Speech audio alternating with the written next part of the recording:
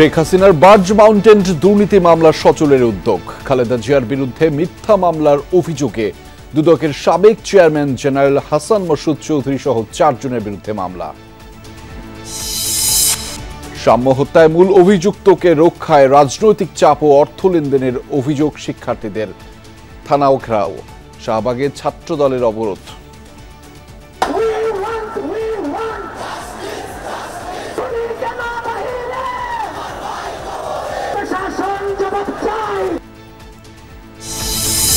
Corridor ও বন্দর নিয়ে সরকারের উদ্যোগের সমালোচনা বিএনপির। সংস্কারের কথা বলে নির্বাচন পেছানোর পায়তারার অভিযোগ।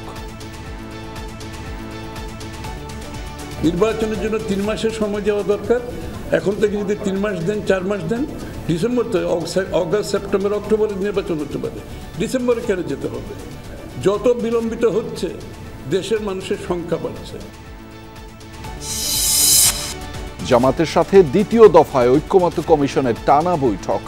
দেশ নিয়ে গভীর ষড়যন্ত্র চলছে, সরকারকে কঠোর হবার আহ্বান দলটির। 2,30,000 কোটি টাকার এডিপি অনুমোদন। দীর্ঘমেয়াদী প্রকল্প হাতে নেবে না অন্তর্বর্তী সরকার, জানালেন উপদেষ্টা। জোর দেওয়া হয়েছে পাওনা পরিশোধে। গোষ্ঠী বলি বা পেশাজীবী সংগঠন বলি, এরা শত শত আছে।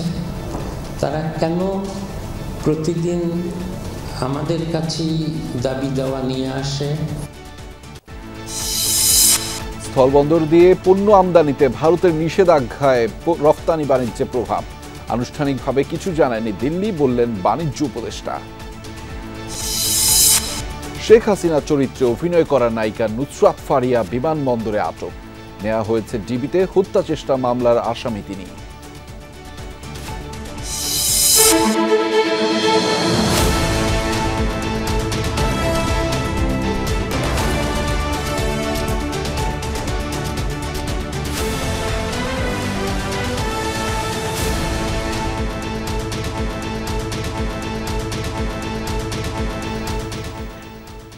দর্শক, আমন্ত্রণ সন্ধ্যার বাংলাদেশের আয়োজনে আপনাদের সঙ্গে আছি আমি আহমেদ রেজা। এতক্ষণ শিরোনাম দেখছিলেন। 1.5 দশক পর শেখ হাসিনার বিরুদ্ধে বার্জ মাউন্টেন বিদ্যুৎ কেন্দ্র দুর্নীতি মামলাটি পুনরায় সচল করার উদ্যোগ নিয়েছে দুর্নীতি দমন কমিশন। এ বিষয়ে দুদকের আইনজীবীর আবেদনের প্রেক্ষিতে 15 জুলাই শুনানির দিন ধার্য করেছেন আপিল বিভাগ। এদিকে শেখ হাসিনার নির্বাচনী হলফনামা ও তার ট্যাক্স ফাইলের সাথে সম্পদের হিসাবের গরমিল পাওয়া গেছে বলে জানিয়েছে দুদক। 1996 সালে শেখ হাসিনা প্রধানমন্ত্রী থাকাকালীন শিকলবাহা, হরিপুর ও খুলনার বার্জ মাউন্টেড ভাসমান বিদ্যুৎ কেন্দ্র নির্মাণে অবৈধ সুবিধা দেওয়ার বিনিময়ে বঙ্গবন্ধু মেমোরিয়াল ট্রাস্টের নামে 3 কোটি টাকা ঘুষ নেয়ার অভিযোগ ওঠে। এ নিয়ে 2007 সালের 2 সেপ্টেম্বর শেখ হাসিনা সহ 7 জনের বিরুদ্ধে তেজগাঁও থানায় মামলা করে দুদক। 2008 সালের 3 ফেব্রুয়ারি তাদের বিরুদ্ধে চার্জশিট দাখিল করা হয় এবং বিশেষ জজ আদালতে বিচার শুরু হয়, যেখানে 6 জন সাক্ষীর সাক্ষ্য গ্রহণ করা হয়। তবে শেখ হাসিনা ক্ষমতায় আসার পর সাক্ষ্য গ্রহণের পরও বিতর্কিতভাবে 2010 সালের 13 এপ্রিল হাইকোর্টের বিচারপতি মোহাম্মদ শামসুল হুদা ও বিচারপতি আবু বকর সিদ্দিকীর বেঞ্চ মামলাটি বাতিল করে দেন। এরপর কেটে গেছে দীর্ঘ 1.5 দশক। ক্ষমতার পালাবদলে হাইকোর্টের রায় বাতিলের আবেদন জানিয়ে 15 বছর পর আপিল বিভাগে লিভ টু আপিল করে দুর্নীতি দমন কমিশন। চলতি বছরের 17 মার্চ আপিল বিভাগের চেম্বার আদালত মামলাটি শুনানির জন্য নিয়মিত বেঞ্চে পাঠায়। এরপর এটি কার্যতালিকায় উঠে এলে আপিল বিভাগ জানায় শুনানি হবে 15 জুলাই প্রধান বিচারপতির নেতৃত্বাধীন পূর্ণাঙ্গ বেঞ্চে। এই মামলাটা 2007 সালে হাইকোর্ট ডিভিশন বশ করে দেয়, অর্থাৎ বাতিল করে দেয়। 2010 সালে এই রায়টা হয়। এই রায়টার বিপক্ষে আমরা এখন করেছি একটা লিকুইডেশন ফাইল করেছি। এদিকে ক্ষমতাচ্যুত সাবেক প্রধানমন্ত্রী শেখ হাসিনার বিরুদ্ধে অবৈধ সম্পদের অনুসন্ধান শুরু করেছে দুর্নীতি দমন কমিশন। রোববার কমিশন থেকে অনুসন্ধান টিম গঠন করা হয়েছে। ইতিপূর্বে প্রদত্ত সম্পদ বিবরণী, তার যে প্রদত্ত বিবরণী, নির্বাচনের সময় তিনি যে সম্পদ বিবরণী দিয়েছেন, তার ট্যাক্সেশনের ট্যাক্স রিটার্নে যে সম্পদ বিবরণী দেওয়া হয়েছে এবং আমরা যা পেয়েছি তার মধ্যে আমরা তুলনামূলক পরীক্ষা করে দেখছি যে তাতে সম্পদের পরিমাণ অনেকাংশে গোপন করা হয়েছে। যে কাজে সেগুলি আমরা মনে করছি একসময় এগুলি মামলা মোকদ্দমার দিকে এগোবে এবং আমরা সেভাবে এগিয়ে যাব। শেখ হাসিনার বিরুদ্ধে জালিয়াতি, বিদেশি অর্থ পাচার, প্রকল্পের অর্থ লুটপাটের একাধিক অনুসন্ধান দুদকে চলমান রয়েছে। ইতোমধ্যে পূর্বাচলে প্লট জালিয়াতির মামলায় আদালত শেখ হাসিনার বিরুদ্ধে গ্রেপ্তারি পরোয়ানা জারি করেছে। Mainul Maruf, Jamuna news, Dhaka. BNP chairperson Khaleda জিয়ার বিরুদ্ধে মিথ্যা মামলা দেওয়ার অভিযোগে দুর্নীতি দমন কমিশনের সাবেক চেয়ারম্যান অবসরপ্রাপ্ত lieutenant general Hasan Morshed Chowdhury, 2 commissioner ও 1 সচিবের বিরুদ্ধে মামলা হয়েছে। তাদের বিরুদ্ধে সরকারি ক্ষমতার অপব্যবহার করে রাজনৈতিক প্রতিপক্ষকে হয়রানি করার অভিযোগ আনা হয়েছে। বাদীর আইনজীবী বলেছেন, দুদকের মতো প্রতিষ্ঠান যখন নিরপরাধ মানুষকে হয়রানি করে তখন ন্যায় বিচার বলে কিছুই থাকে না। বিএনপির চেয়ারপারসন খালেদা জিয়াকে রাজনৈতিকভাবে ঘায়েল ও হেনস্থা করতে শেখ হাসিনা সরকার যে কয়েকটি মামলাকে হাতিয়ার হিসেবে ব্যবহার করেছেন তার মধ্যে অন্যতম জিয়া অরফানেজ ট্রাস্ট দুর্নীতি মামলা।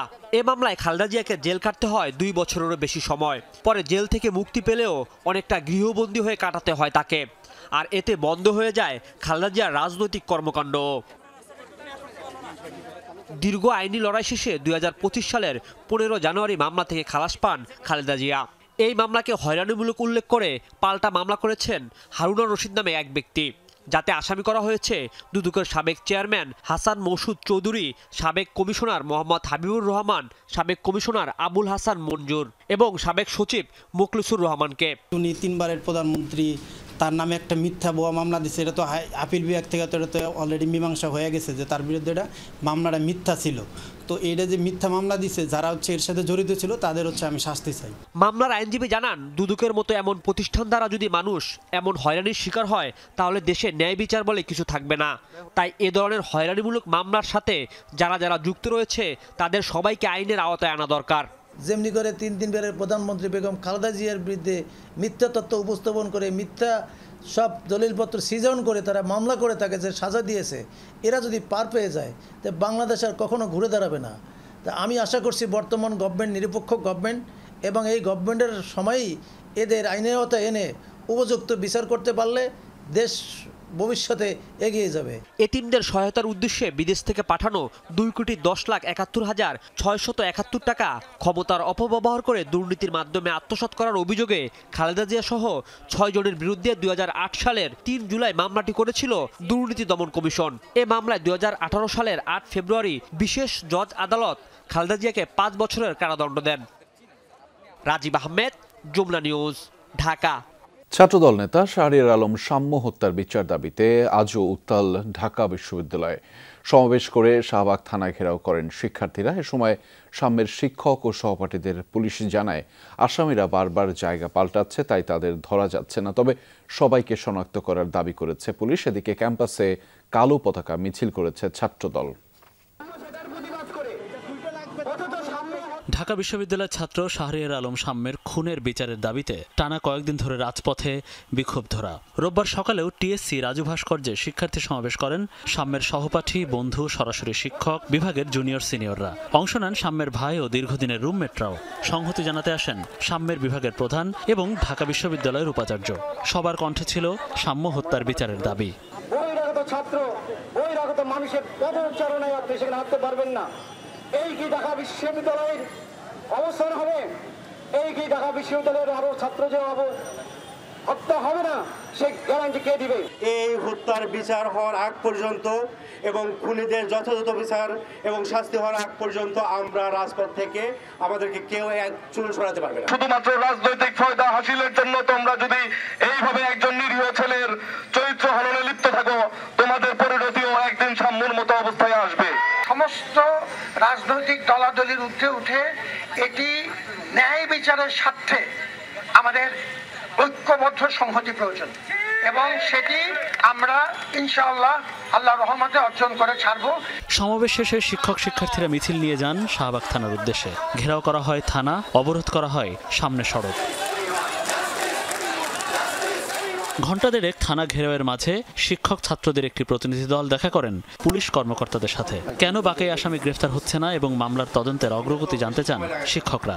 অনেক ক্ষেত্রে হয় কি, যেমন আপনি বলেন মোবাইল ট্র্যাকিং আছে, ফার্স্টে একজন মনে করেন সে এক জায়গায় আছে, ঠিক আছে, কিন্তু সে লোকেশন পাল্টে আরেক জায়গায় চলে গেল, বুঝতে পারছেন তো? কিছু মোবাইল আছে বন্ধ, মানে আমি তো এটা ডিটেলস বলতে পারলে আমার ভালো লাগতো, কিন্তু আমি যদি এটা খোলসা করে দিই তাহলে তারা তো অ্যালার্ট হয়ে যাচ্ছে, মানে সারা বাংলাদেশ থেকে দেখতেছে কিন্তু এটা। এদিকে সাম্য হত্যার বিচারের দাবিতে ক্যাম্পাসে কালো পতাকা মিছিল বের করে ঢাবি ছাত্রদল। টিএসসি থেকে বের হয়ে ভিসি চত্বর, প্রশাসনিক ভবন চত্বর, হলপাড়া ঘুরে কলা ভবনের সামনে এসে মিছিল শেষ হয়। বিশ্ববিদ্যালয় প্রশাসনের অবশ্যই গাফিলতি আছে। বাংলাদেশের সর্বোচ্চ বিদ্যাপীঠটিকে একটি নিরাপত্তা বলয়ের মধ্যে তারা রাখতে ব্যর্থ হয়েছে। এদিকে এই খুনে জড়িত মূল হোতাদের দ্রুত গ্রেফতারের দাবিতে স্বরাষ্ট্র উপদেষ্টার সাথে সাক্ষাৎ করেছেন ঢাবি উপাচার্য সহ শিক্ষক শিক্ষার্থীদের প্রতিনিধি দল। এই হত্যা মামলা ডিবিতে হস্তান্তর করে সুষ্ঠু তদন্তের আশ্বাস দেন স্বরাষ্ট্র উপদেষ্টা জাহাঙ্গীর আলম চৌধুরী। ওনারা বলেছেন এবং ফার্দার এটা যাতে মানে ফ্যাসিলিটেট হয় সেইভাবে ওনারা এটা এগিয়ে নিয়ে যাবেন। ডিটেকটিভ ব্রাঞ্চে হচ্ছে ইনভেস্টিগেশনটা ট্রান্সফার করা হবে। এর পাশাপাশি ল মিনিস্ট্রি থেকে জানানো হয়েছে যে এটা স্পেশাল ট্রাইব্যুনালের মাধ্যমে এটার বিচার ব্যবস্থা করা হবে। মনিরুল ইসলাম, যমুনা নিউজ, ঢাকা। ছাত্রদল নেতা ও ঢাকা বিশ্ববিদ্যালয়ের শিক্ষার্থী শাহরিয়ার আলম সাম্য হত্যার বিচারের দাবিতে এবার শাহবাগ অবরোধ করল ছাত্রদল। বিকেলে শাহবাগ জাতীয় জাদুঘরের সামনে সমাবেশের ঘোষণা দেয় ছাত্র সংগঠনটি। নেতাকর্মীরা জড়ো হওয়ার পর বিকেল 3:30টার দিকে শাহবাগ অবরোধ করে সমাবেশ করেন তারা। এ সময় আশপাশের যান চলাচল বন্ধ হয়ে যায়। সমাবেশে ছাত্রদল নেতারা সাম্য হত্যার ঘটনায় ঢাকা বিশ্ববিদ্যালয় প্রশাসনের অবহেলা আছে বলে দাবি করে ঢাবি ভিসি ও প্রক্টরের পদত্যাগ চান। সুষ্ঠু তদন্ত ও প্রকৃত হত্যাকারীদের বিচারের দাবিতে সামনে আরও কঠোর কর্মসূচি দেওয়ার হুঁশিয়ারি দেন ছাত্রদল নেতারা। প্রায় 2.5 ঘন্টা অবরোধ শেষে শাহবাগ মোড় ছেড়ে দেন ছাত্রদল নেতাকর্মীরা। পরে যান চলাচল স্বাভাবিক হয়। অনতিবিলম্বে যদি খুনিদের মিডিয়ার সামনে হাজির করা না হয়, ছাত্রদল ঘোষণা দিচ্ছে অতি শীঘ্রই আমরা আরো বৃহৎ কর্মসূচিতে যাব। ঢাকা বিশ্ববিদ্যালয়ের মাননীয় উপাচার্য এখনো পর্যন্ত সাম্য যে ঢাকা বিশ্ববিদ্যালয়ে একজন শিক্ষার্থী হয়ে হত্যাকাণ্ডের শিকার হতে হয়েছে, তিনি এখনো পর্যন্ত সেই হত্যাকাণ্ডকে ধারণ করতে পারেননি বলে আমরা মনে করছি।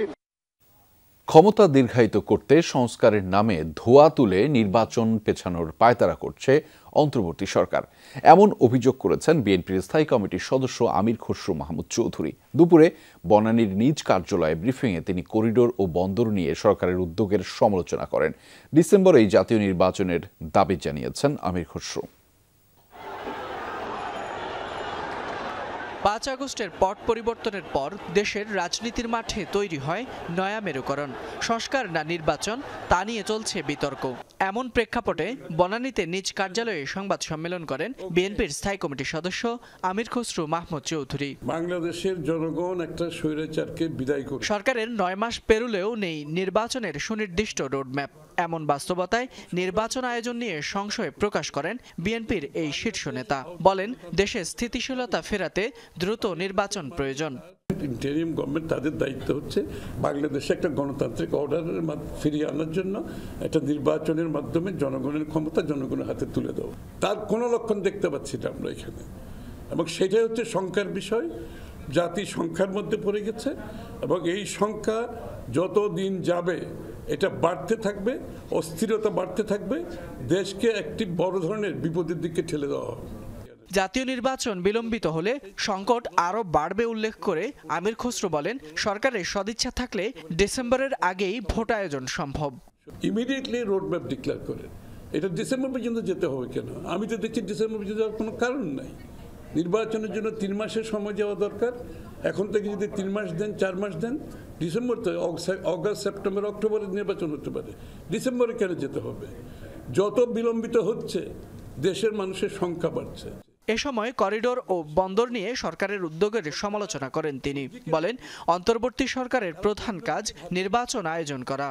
নির্বাচনের রোডম্যাপ দিতে সমস্যাটা কোন জায়গায়, কেন দেওয়া হচ্ছে না? সব আলোচনা হচ্ছে, চিটাগং পোর্ট দিয়ে দেওয়ার আলোচনা হচ্ছে, ওখানে করিডোর দেওয়ার আলোচনা হচ্ছে, ওদেরকে বিনিয়োগ সম্মেলন করা হচ্ছে।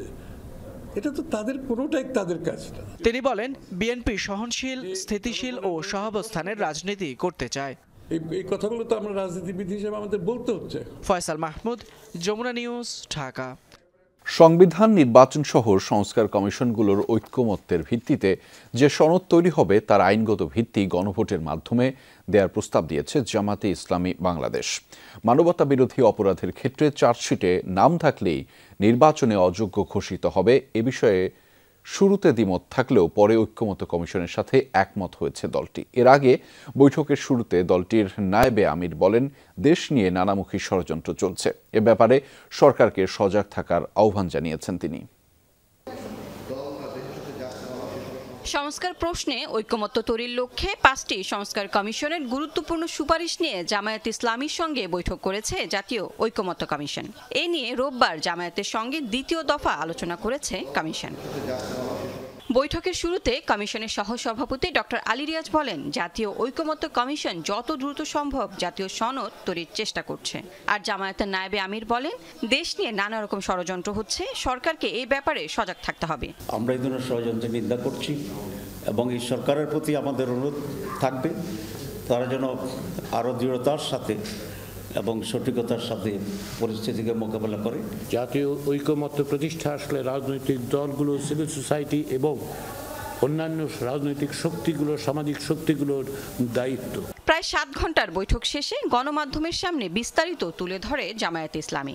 নায়েবে আমির বলেন, প্রধানমন্ত্রী, বিরোধী দলীয় নেতা ও প্রধান বিচারপতির সমন্বয়ে গঠিত সার্চ কমিটির মাধ্যমে তত্ত্বাবধায়ক সরকার গঠন, দ্বিকক্ষ বিশিষ্ট আইনসভা, প্রধানমন্ত্রী রাষ্ট্রপতি ক্ষমতার ভারসাম্য ও বিকেন্দ্রীকরণ প্রস্তাবের সঙ্গে একমত তারা। এসব সংস্কার দ্রুত শেষ করে নির্বাচন দেওয়ার তাগিদ দেয় জামায়াত প্রতিনিধি দল। পুরোটা মিলে যে চার্টার তৈরি হবে সেটার উপরেই আমরা গণভোট চাচ্ছি। আমরা তো বলছিলাম আগে কনভিক্টেড হলে, কিন্তু তারা বলছেন এই বিশেষ অপরাধে একটি বিশেষ সময়ের ভিতরে যে অপরাধটা হয়েছে মানবতা বিরোধী অপরাধ, সেটার জন্য 2 বছর কনভিকশন শর্ত হবে না। যদি ক্রিমিনাল প্রসিডিউরে ওটা যদি চার্জশিট হয়ে যায়, that will be enough to declare them disqualified two contest the election. ওনাদের সাথে ওনারা যেটা বলছেন আমরা ঐক্যমত্য পোষণ করেছি। দুদকের অভ্যন্তরীণ দুর্নীতি রোধে কাউন্সিল গঠনের প্রস্তাব দিয়েছে জামায়াত ইসলামী। বিচার বিভাগ সংস্কারের ক্ষেত্রে জ্যেষ্ঠতার ভিত্তিতে প্রধান বিচারপতি নিয়োগ, বিচার বিভাগের জন্য আলাদা সচিবালয় গঠন ও দ্বৈত শাসনমুক্ত বিচার বিভাগের প্রস্তাব দিয়েছে তারা। এ সময় দলের নায়েবে আমির বলেন, দলীয় দৃষ্টিকোণ থেকে সংস্কার চায় না দল।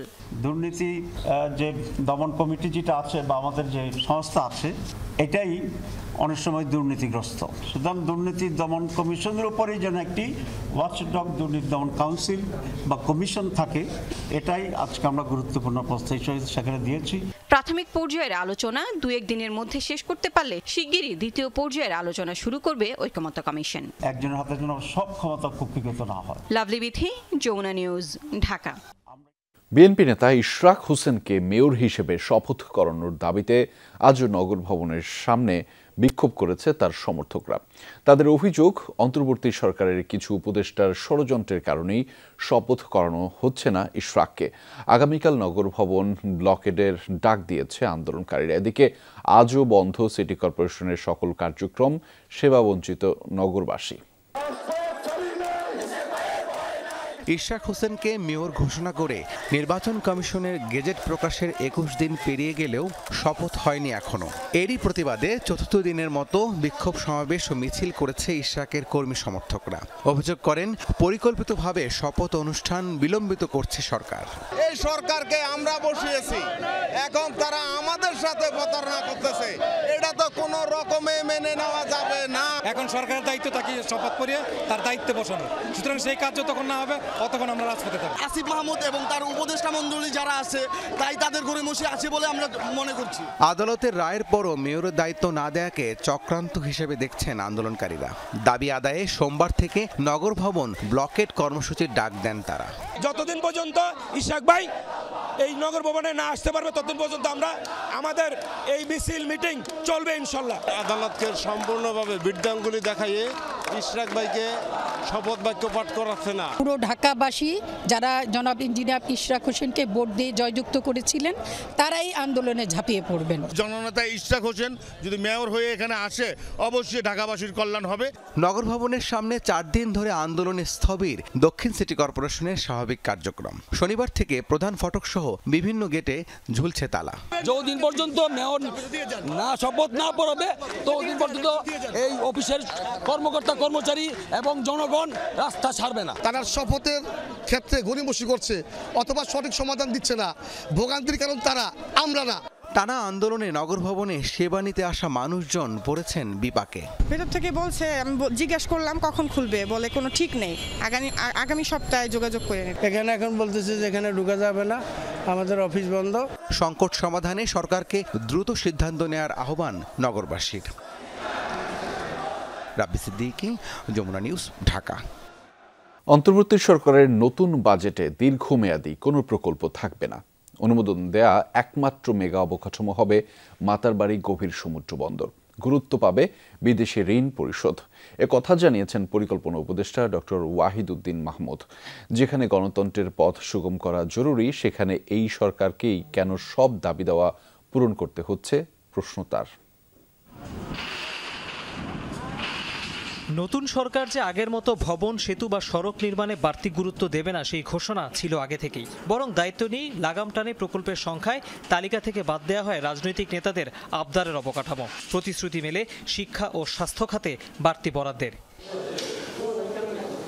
কিন্তু আগামী অর্থবছরের বাজেটে সব কথা রাখা যাচ্ছে না। রোববার জাতীয় অর্থনৈতিক পরিষদ এনইসি সভায় অনুমোদন পায় 2,30,000 কোটি টাকার উন্নয়ন কর্মসূচি, যা চলতি মেয়াদে চেয়ে 35,000 কোটি টাকা কম। তারপরও সর্বোচ্চ বরাদ্দ পরিবহন ও যোগাযোগ খাতে। এরপর আছে বিদ্যুৎ ও জ্বালানি, শিক্ষা, গৃহায়ন ও স্বাস্থ্য খাতের নাম।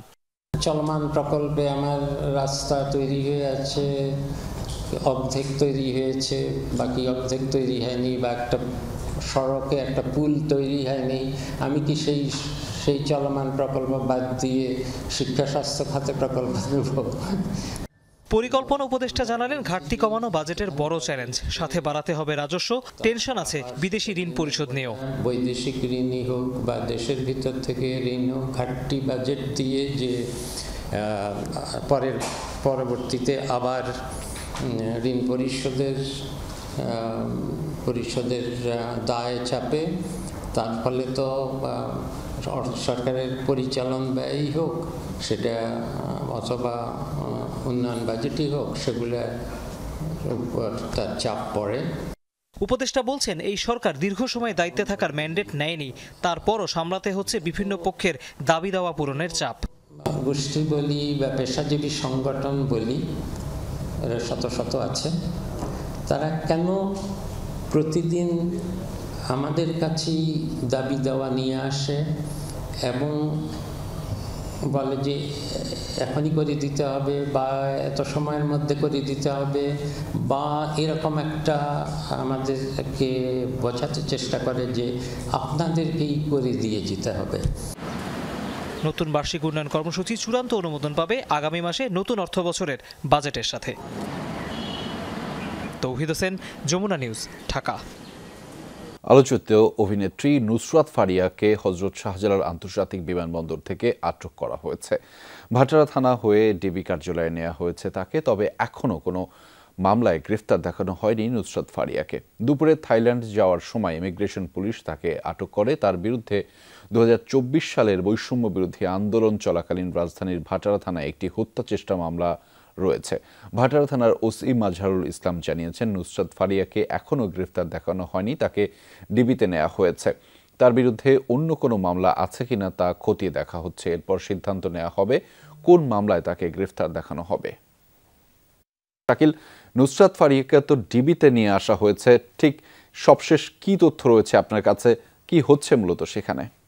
এটা বাংলাদেশের অভিনেত্রী নুসরাত ফারিয়া, যার বিরুদ্ধে জুলাই আন্দোলনের একটি হত্যা মামলা রয়েছে, তাকে আজকে দুপুরে শাহজালাল আন্তর্জাতিক বিমানবন্দর থেকে ইমিগ্রেশন করার সময় তাকে আটকানো হয় এবং সেখান থেকে ভাটারা থানার পুলিশ, যে থানায় মামলাটি করা হয়েছিল, তাকে আটক করে নিয়ে আসে এবং তারপর তাকে গ্রেফতার দেখানো হয়। এবং পুলিশ জানিয়েছে তাকে মিন্টো রোডের এই গোয়েন্দা পুলিশ কার্যালয়ে নিয়ে আসা হয়েছে এর মধ্যে বিকেলের দিকে। এবং এখানে তার পরবর্তী কার্যক্রম হচ্ছে তাকে মামলার বিষয়ে এবং তাকে অন্যান্য আরও বিষয়ে তার বিরুদ্ধে যে অভিযোগগুলো আনা হচ্ছে সেগুলোর বিষয়ে তাকে প্রাথমিক জিজ্ঞাসাবাদ করা হবে এবং জিজ্ঞাসাবাদ করার পর তার পরবর্তী আইনি প্রক্রিয়া গ্রহণ করা হবে। পরবর্তী আইনি প্রক্রিয়াগুলোর মধ্যে রয়েছে তাকে 24 ঘন্টার মধ্যে আদালতে হাজির করা হবে এবং সেখানে হয়তো তার তার বিরুদ্ধে আরও জিজ্ঞাসাবাদ করার জন্য, পরবর্তী পর্যায়ে জিজ্ঞাসাবাদ করার জন্য রিমান্ডের আবেদন করা হতে পারে। তবে এটি এখন পর্যন্ত গোয়েন্দা পুলিশের কার্যালয়ের কোনো কর্মকর্তা এটি আমাদেরকে এখন পর্যন্ত নিশ্চিত করে জানাননি যে তার বিরুদ্ধে আগামীকাল আদালতে কখন হাজির করা হবে অথবা তার বিরুদ্ধে রিমান্ডের আবেদন করা হবে কিনা। তবে এটি সাধারণত আমরা এর আগের যাদেরকে গ্রেফতার দেখানো হয়েছে বিভিন্ন মামলায় এমনটা আমরা হতে দেখেছি। তিনি একজন বাংলাদেশের অভিনেত্রী এবং তার বিরুদ্ধে যে হত্যা মামলাটি করা হয়েছে এই ভাটারা থানায়, মামলাটি হয়েছে এপ্রিলের শেষ সপ্তাহে। তিনি সহ আরও 16 জন অভিনেতা অভিনেত্রীর বিরুদ্ধে এই মামলাটি দায়ের করা হয়েছিল এবং সেই মামলাতেই আজকে শাহজালাল এয়ারপোর্ট থেকে তাকে আটক করা হয়, পরবর্তী তাকে গ্রেফতার দেখানো হয়। রেজা, সবশেষ তথ্যগুলো আপনার মাধ্যমে জেনে নিচ্ছিলাম। ধন্যবাদ শাকিল আমাদের সাথে যুক্ত হওয়ার জন্য।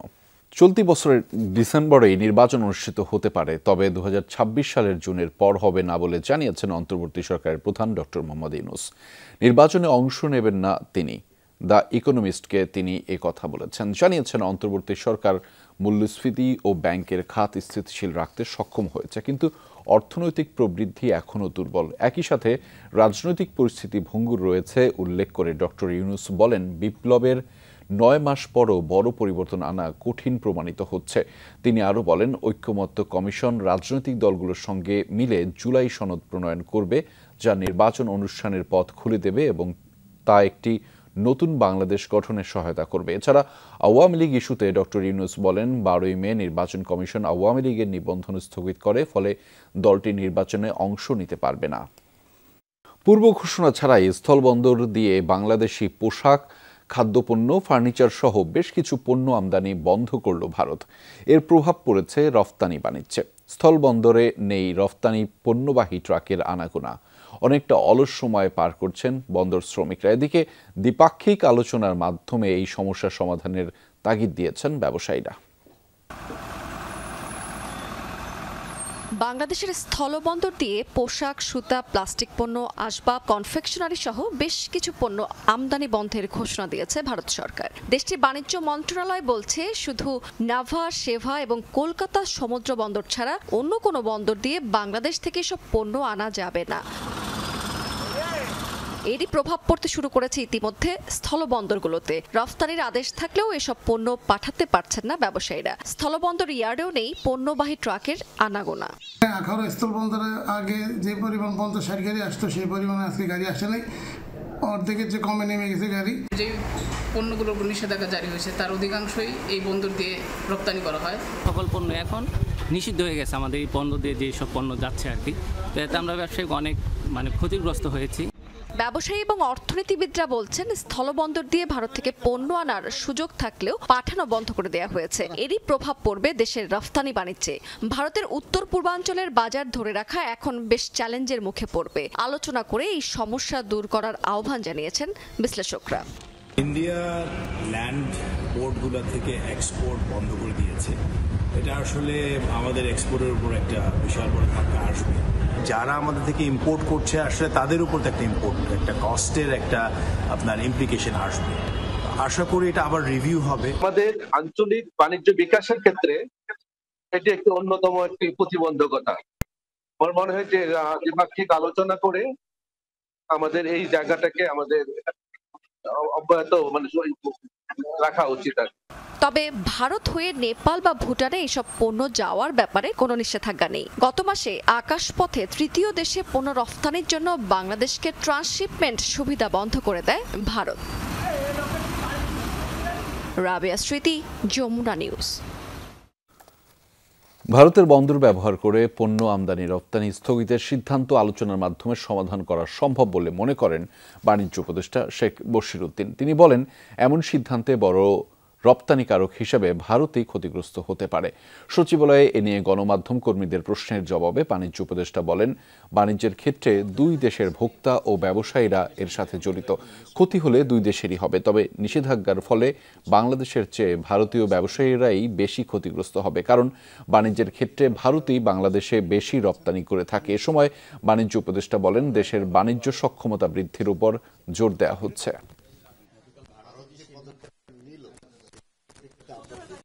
আমি এখনো রিপোর্টটা দেখিনি। গতকালকেই তো আপনারাও যেমন সোশ্যাল মিডিয়াতে দেখেছেন, আমিও সোশ্যাল মিডিয়াতে দেখেছি। সো আমরা এটা হয়তো আরো 2-1 দিন লাগবে আমাদেরকে পুরো জিনিসটা একটা স্থিতি নেওয়ার জন্য। আমি কিছু তথ্য চেয়েছি, সেই তথ্যগুলো হয়তো বা আজ না হলে কাল নাগাদ আমি পেয়ে যাবো। পেয়ে যাওয়ার পরে আমরা এই জিনিসগুলো সম্বন্ধে আরো ভালো জানতে পারবো। বিএসইসির চেয়ারম্যানের অপসারণ দাবিতে মতিঝিলে কফিন মিছিল করেছেন পুঁজিবাজারের বিনিয়োগকারীরা। 48 ঘন্টার মধ্যে অপসারণ না করা হলে আরও কঠোর কর্মসূচি দেওয়ার ঘোষণাও দিয়েছেন তারা। দুপুরে মতিঝিলে শাপলা চত্বর থেকে কফিন মিছিল শুরু করেন বিনিয়োগকারীরা, শেষ হয় ঢাকা স্টক এক্সচেঞ্জের সামনে গিয়ে। এর আগে সংক্ষিপ্ত সমাবেশে বিনিয়োগকারীরা বলেন, বিএসইসির চেয়ারম্যান সাধারণ বিনিয়োগকারীদের স্বার্থ রক্ষায় পুরোপুরি ব্যর্থ হয়েছেন। এই কমিশন বাজারের গতি ফেরাতে পারেনি। রাজনৈতিক পট পরিবর্তনের পর বাজারে স্বস্তি ফেরানোর সম্ভাবনা তৈরি হয়েছিল, তা নষ্ট করে দিয়েছেন বিএসইসির চেয়ারম্যান। প্রয়োজনে পুঁজিবাজারের লেনদেন বন্ধ রাখার দাবিও জানিয়েছেন তারা। অনেক হাউস বন্ধ হয়ে গেছে ইতিমধ্যে, সব খবর আমরা পাচ্ছি। এই পুঁজিবাজার ট্রেড বন্ধ করে দেন প্রয়োজন বোধে। কি আছে যে ট্রেডে মানুষের সবকিছু হারিয়ে যায়, মানুষ শীর্ষ হয়ে যায়, ওই ট্রেডের কি দরকার? দ্রুত সিদ্ধান্ত নেন, 48 ঘন্টার মধ্যে এই কমিশন রাশেদ মাকসুদকে অপসারণ করুন, অন্যথায় আমাদের পরবর্তী আন্দোলন চিন্তা করতে পারবেন না কোন পর্যায়ে যাবে। বিভিন্ন দপ্তরে এখনও শপথে বহাল আছে এমন অন্তত 2500 ফ্যাসিস্ট আমলা ও কর্মচারীর নাম ঘোষণা করেছে ফ্যাসিবাদ বিরোধী আন্দোলন। আগামী 20 মে এর মধ্যে তাদের অপসারণ করা না হলে রাজপথে কর্মসূচি দেওয়ার ঘোষণা দিয়েছেন সংগঠনটির নেতা কর্মীরা। দুপুরে জাতীয় প্রেস ক্লাবে এক সংবাদ সম্মেলনে 9টি সরকারি অধিদপ্তরের ফ্যাসিস্ট আমলা ও কর্মচারীদের নাম ঘোষণা করা হয়। সংগঠনটির পক্ষ থেকে বলা হয়, এসব আমলা ও কর্মচারীরা দেশে বিভিন্ন অস্থিরতা সৃষ্টির পেছনে কাজ করছে। একাধিকবার বিভিন্ন কর্মসূচি ও উপদেষ্টাদের কাছে স্মারকলিপি দিলেও এসব দোসরদের অপসারণ করা হয়নি। তাই অনতিবিলম্বে তাদের অপসারণ করা, গ্রেফতার করা সহ 4 দফা দাবি জানিয়েছে ফ্যাসিবাদ বিরোধী আন্দোলন। আমাদের কাছে এরকম অসংখ্য ব্যক্তির নাম আছে যারা রাজপথে ছাত্র আন্দোলনের বিপক্ষে ছিল, কিন্তু তাদেরকে এখনো বহাল তবিয়তে রাখা হয়েছে। এই গুরুত্বপূর্ণ প্রকল্পগুলোতে বসে থেকে এরা অর্থগুলো এই আওয়ামী লীগের পুনর্বাসনে কাজে লাগাচ্ছে। প্রশাসনে ফ্যাসিবাদী আদর্শ প্রচারের সব পথ বন্ধ করতে হবে। একটি স্বাধীন তদন্ত কমিশন গঠন করে তাদের পৃষ্ঠপোষক রাজনৈতিক শক্তিকে চিহ্নিত ও বিচারের আওতায় নিয়ে আসতে হবে। যুদ্ধবিধ্বস্ত গাজার জন্য দোয়া চেয়ে অভিষেক বক্তব্য দিয়েছেন নতুন পোপ লিও চতুর্দশ। সেই সাথে মিয়ানমার ও ইউক্রেনে চিরস্থায়ী শান্তি চেয়ে প্রার্থনা করেছেন তিনি। রোববার অনুষ্ঠান শুরুর আগে পোপ মোবাইলে চড়ে সেন্ট পিটারসন স্কয়ারে পৌঁছান পোপ লিও। আনুষ্ঠানিকভাবে তার হাতে পরানো হয় বিশেষ ফিশারম্যান আংটি।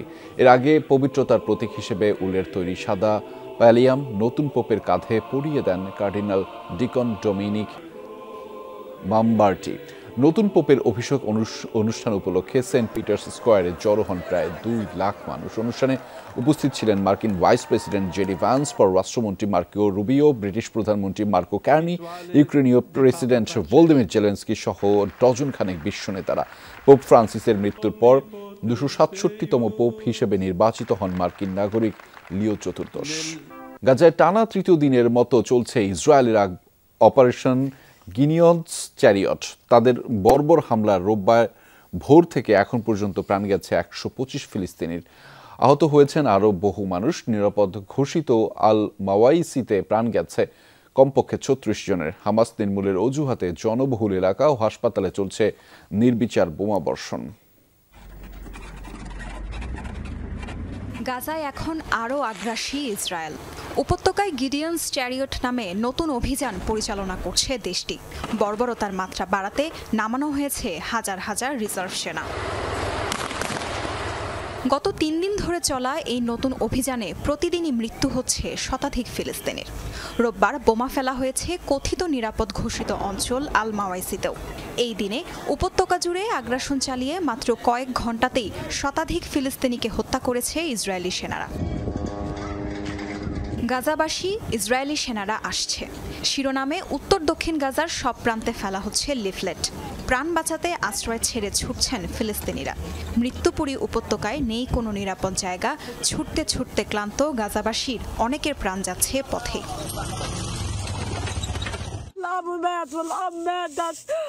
আল মাওয়াইসিতে এসে আশ্রয় নিয়েছিলাম। এখানেও ওরা হামলা চালাচ্ছে। যুদ্ধে বাবা মা দুজনকেই হারিয়েছি। আল্লাহর উপর সব ছেড়ে দিয়েছি, কিন্তু ওরা বাচ্চাদের কেন হত্যা করছে? নিষ্পাপ শিশুগুলো তো কিছু করেনি। ওদের এবার লজ্জা হওয়া উচিত। তাঁবুতে বসেছিলাম, কোথা থেকে যেন বোমা এসে পড়লো। রাতে ঘুমালে পরের দিন সকালে উঠতে পারবো কিনা জানি না। আমরা তো বেসামরিক নাগরিক, কোনো সন্ত্রাসী নই। তবে আমাদের উপর এভাবে বোমা ফেলা হচ্ছে কেন? আমরা শুধু একটু বাঁচতে চাই। হামাসের আস্তানা ধ্বংসের অজুহাতে টার্গেট করা হচ্ছে জনবহুল এলাকা ও গাজার হাসপাতালগুলো। উদ্ধার সরঞ্জাম না থাকায় ধ্বংসস্তূপের নিচে চাপা পড়াদের বের করে আনাও সম্ভব হচ্ছে না। গেল 18 মার্চ যুদ্ধবিরতির শর্ত ভঙ্গ করে গাজায় হামলা করে ইসরায়েল। নজিরবিহীন আগ্রাসী হামলায় শুধু গত 2 মাসেই প্রাণ হারিয়েছেন 3000-এর বেশি ফিলিস্তিনি। তাজরিয়ান সোবহান, যমুনা নিউজ। যুক্তরাষ্ট্রে আঘাত এনেছে শক্তিশালী বেশ কয়েকটি টর্নেডো। এতে 3 রাজ্যে প্রাণ হারিয়েছেন মোট 27 জন মার্কিন নাগরিক। শুক্র শনি দুদিনে দেশটির বিভিন্ন স্থানে আঘাত হানে এসব টর্নেডো। ক্ষতিগ্রস্ত হয়েছে বহু ঘরবাড়ি ও স্থাপনা। কেন্টাকিতে 18 জনের প্রাণহানির খবর নিশ্চিত করেছে প্রশাসন। দেশটির মিসৌরি রাজ্যের সেন্ট লুইস শহরে নিহত হন 7 জন। আহত হয়েছেন প্রায় 150 মার্কিন নাগরিক। দর্শক, এই ছিল আজকের সন্ধ্যা বাংলাদেশের আয়োজনে। এতক্ষণ আমাদের সাথে থাকার জন্য আপনাদের সবাইকে ধন্যবাদ।